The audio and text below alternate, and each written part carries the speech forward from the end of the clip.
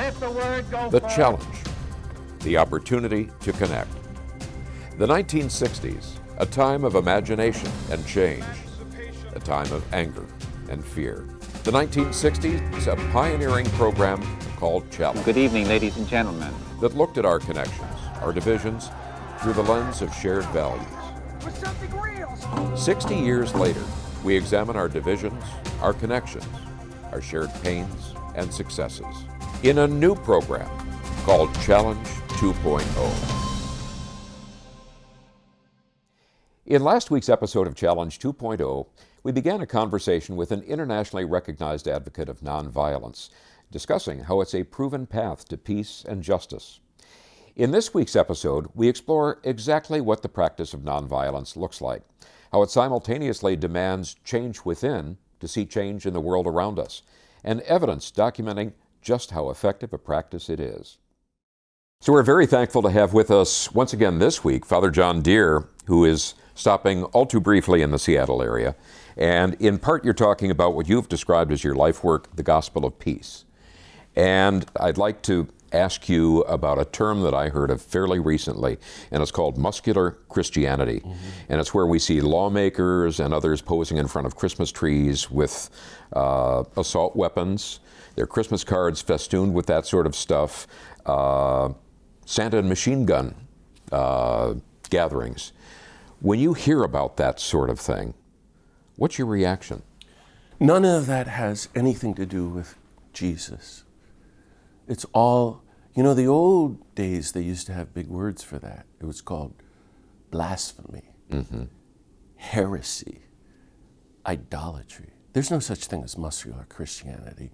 There's just discipleship to the nonviolent Jesus.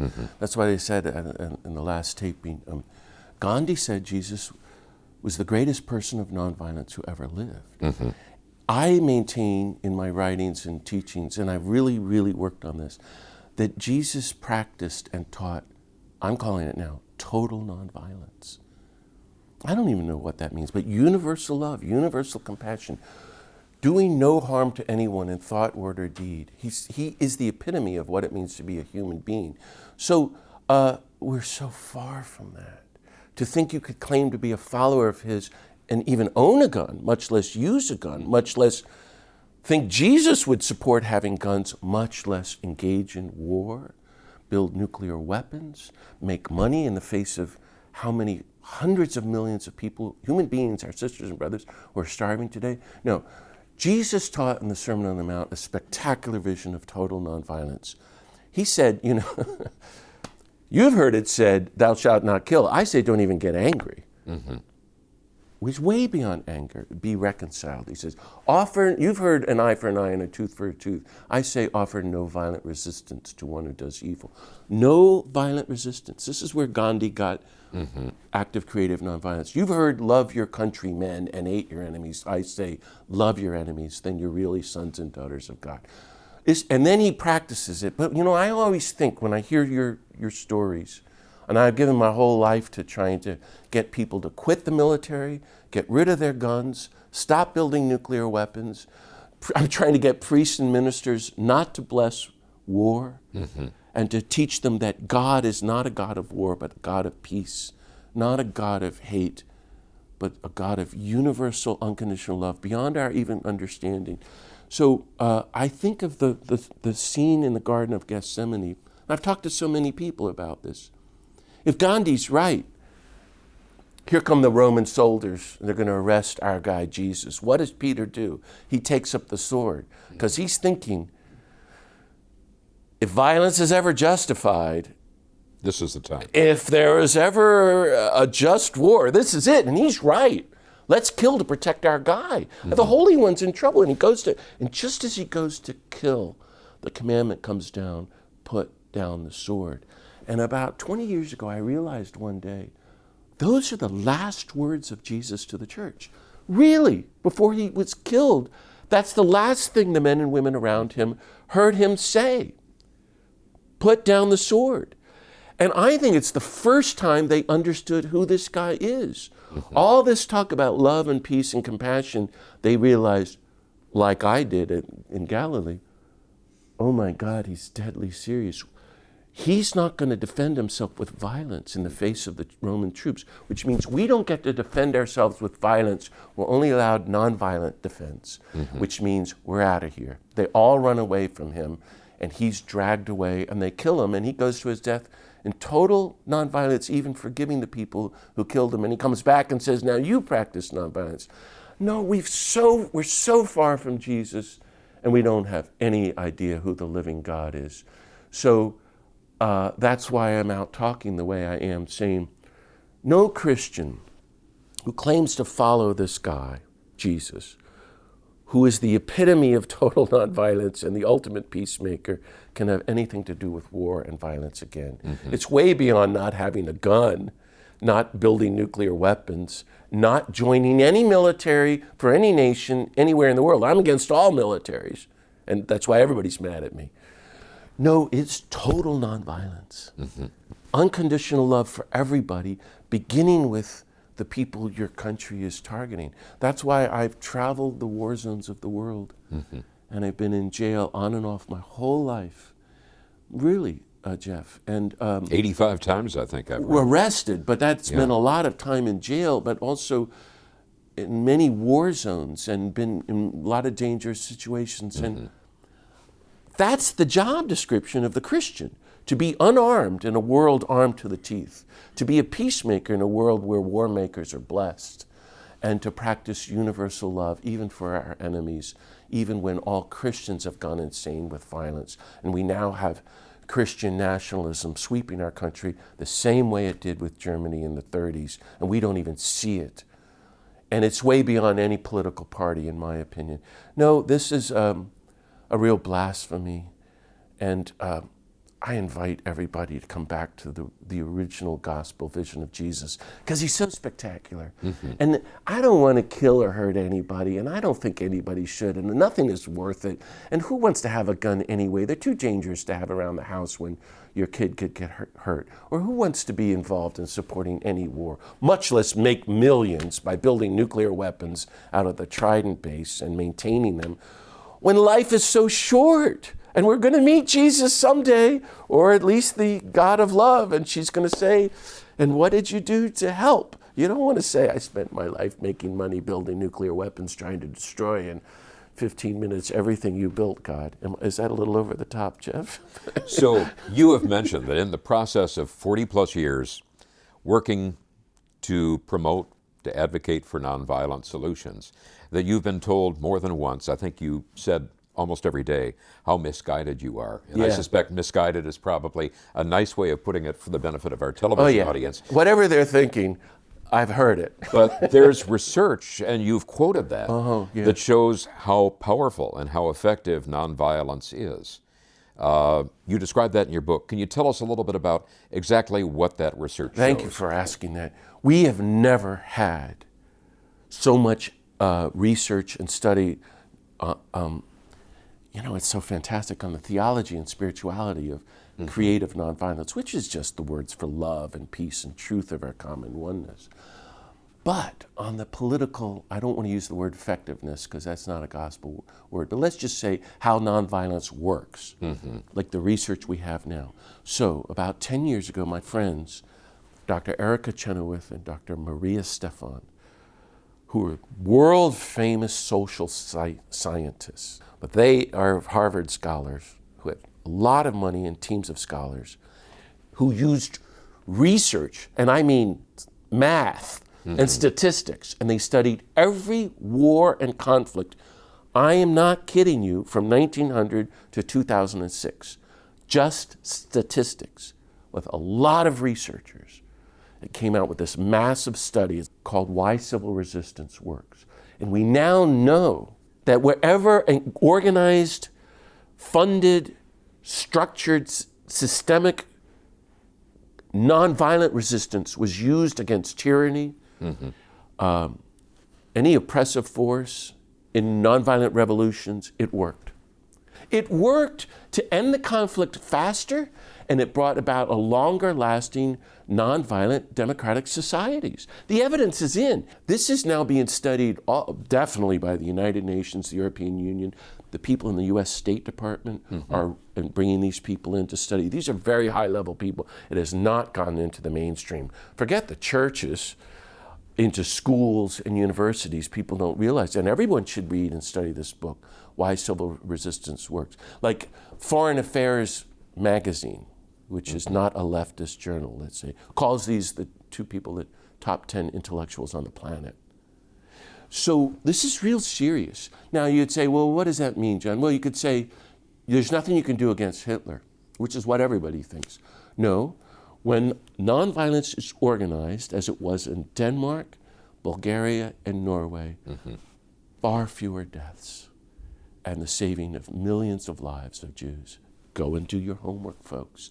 And all the nonviolent revolutions, it's not just Gandhi and Dr. King's movement, but I mean, there's been 85 nonviolent revolutions in the last 50 years alone.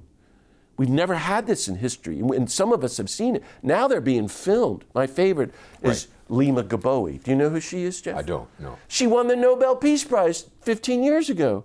She's the Martin Luther King of the planet right now, and a Nobel Peace Prize winner. That's because there was this awful dictator, Charles Taylor, who killed hundreds of thousands of people in Liberia. And she had a dream of Jesus who said, Lima, get up and do something. She was a nobody.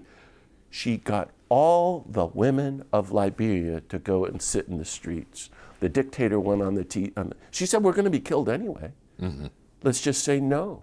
He goes on the TV and laughs at the women, and a week later, he fled the country. It's a total nonviolent revolution. You go, well, I can hear people thinking, oh, isn't that nice? No, Pete, you give your lives for this. It's risky. It's hard. You plan it. You organize it with the passion I have against dictators. We have it easy here. And it'll work if you try it. Gandhi was right. Dr. King was right. Jesus was right. But now we have the evidence that this works when it's tried. I remember being with Cesar Chavez. He was the leader of the farm workers when I was a kid. And I was like you, and he was talking the way I am now. And he was trying to say, John, violence and war don't work. Nonviolence works. You just got to try it.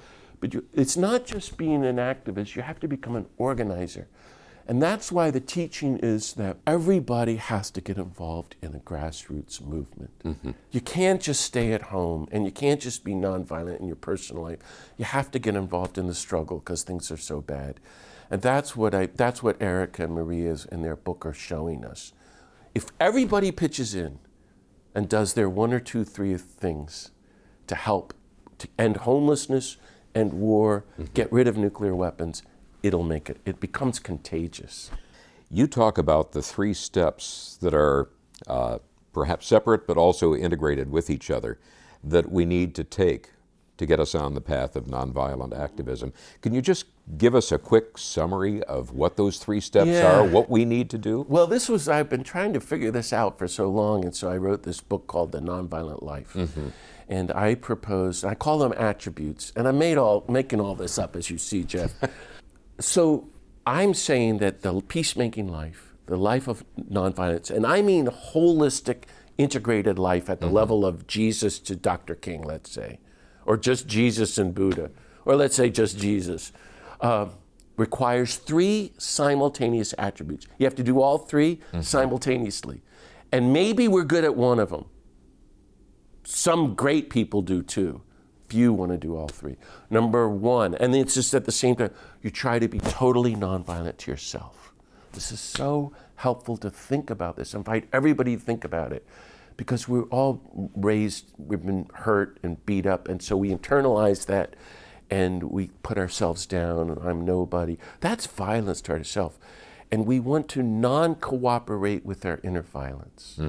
Affirm ourselves, be compassionate to ourselves, make peace with ourselves. But now we're getting into the spirituality of nonviolence, where you forgive everyone who ever hurt you. Let it all go. All your anger, hurts, wounds, your resentments, your bitterness, all your violence, let it go. and cultivate interior nonviolence. Create a space within for the God of peace to live within you. And that's why we meditate and spend time with God every day, so that this beautiful God who created the beautiful Seattle area can come and dwell within you. God is just infinite love who just wants to be with us. Nobody wants to, leave me alone. Nobody wants God.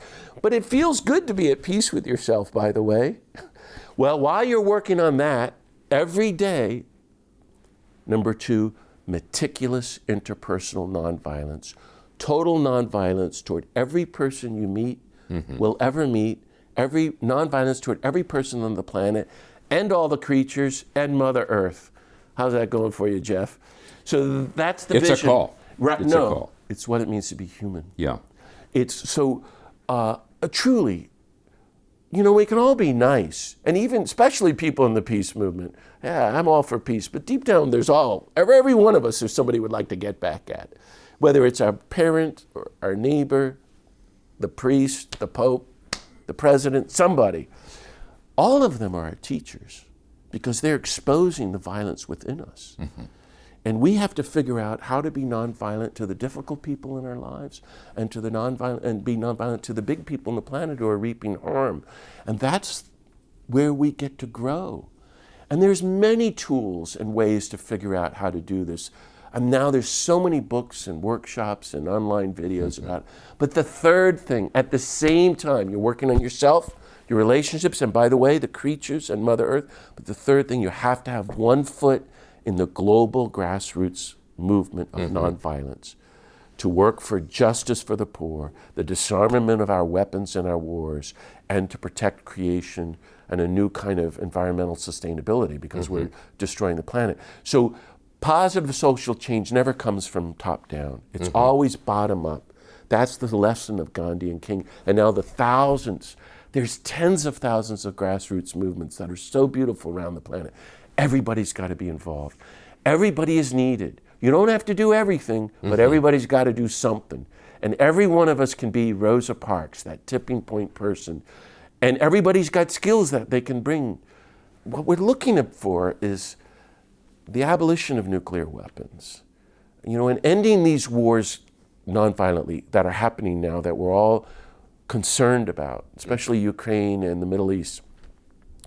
They're very doable. We can end them. We have tools to end them. We just need the political will, and that means grassroots movements and talking publicly and building up the willpower and the desire for peace around the world. That's what I'm talking about. So if we can do all three, and all of us just reject violence more and more and become kind of holistic people of peace and nonviolence, it will all help for future generations. I think you've also had some validation by reaching out to the late Pope Benedict XVI and Pope Francis, that you've seen some hopeful signs in that direction of it becoming more integrated with the larger Catholic Church and other institutions as well. Tell us a little bit about that. My whole way of being has been working for a world without war and nuclear weapons and poverty and racism and executions and torture, and I could go on, fossil fuels and the destruction of the earth. I figure, why not think big? It's called the kingdom of God is at hand, Jeff. So we're working to welcome this reign of God. We don't build it, we welcome it. And then along the way, the church might become the community of followers of the nonviolent Jesus. We might disarm if we all begin to realize that's the calling. You know, I've been banned from so many churches and kicked out of places, and I had parishioners threaten to kill me. It's been very exciting. But by the way, so did Jesus, so I feel like I'm doing my job description. Yeah. Never did I thought I'd ever get to the Vatican. But in fact, I have, and I gave my book to Pope John Paul, of my theology book. Anyway, we started writing to Pope Benedict, some friends here in the States, and saying, well, what about all these new teachings about Jesus and total nonviolence? And then Pope Francis came in, and in fact, we were invited over there. And then in fact, in 2016, we had the first ever conference on nonviolence in the history of the Catholic Church in the Vatican, with all the leading people, and there were only 85 participants outside of all the Vatican, and they were from maybe 40 countries. And I think to attend, you had to either spend time in prison, be under a lot of death threats, or personally ended a war. I met saints, and there were only 3 from the United States there, as I recall, other friends. And it was church-changing. We issued a statement, the Vatican issued a statement, Pope Francis issued a statement saying, there is no such thing as a just war. Jesus didn't say, love your enemies, but if they're really bad and you follow these 7 conditions, bomb the hell out of them. No, love your enemies, period. So all of this is a myth and a lie that that the nations have brainwashed the church into believing that God blesses war. No. And since that conference, the Pope has issued spectacular statements on peace and war, to the point of saying the very existence and maintenance and development of nuclear weapons is totally immoral and evil and against God. So he's gone way beyond any previous Pope to outline every form of violence. And while I was there, the number 2 cardinal asked me to write the Pope's next statement. He issues an annual statement on peace on New Year's Day, and he asked me to write it on nonviolence, which I did, and some of my friends then rewrote, and the Pope published it on January 1st, 2017. It's called Nonviolence. Pope Francis has done great work on calling us all to solidarity with the poor and ending poverty, protecting Mother Earth, like St. Francis did, but also peace. We want him to write this as an encyclical, that it's a Catholic law and teaching that to be Catholic is to be a person of universal love and total nonviolence. Therefore, we have to work to end war. And I'm hoping he will still do it. We're still engaged with the Vatican, and we all will keep at it. That's what you do. As somebody seeks to embark on this path, practice nonviolence within themselves, the way they relate to themselves, the way they relate to others, and then engage with other organizations or movements, sometimes they have the feeling that I'm way down here and these people are unreachable. What people? The people running the organizations that they'd like to engage with.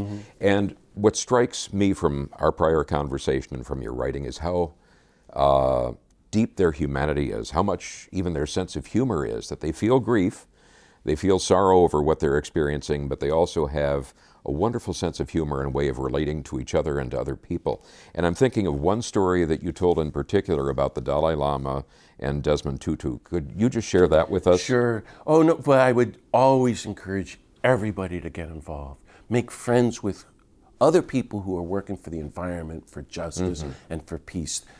Be with people like that and join a group or form a community in your parish so you're not alone. That's what I did. I've been part of hundreds of groups my whole life because I've moved around. They keep kicking me out. And it's been a great adventure. Well, I got invited to go to Denver for a week, maybe 20 years ago.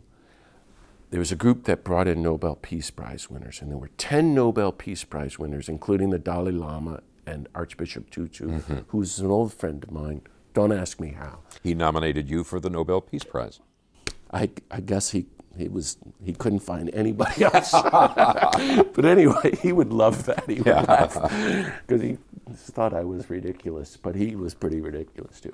So I'm backstage with the 10 Nobel Peace Prize winners. I'll try to say this fast. And we're in some stadium. I don't even remember it now. There was this massive crowd, and there were just a couple of couches, and we've been hanging out together. And here on the couch is the Dalai Lama and Desmond Tutu.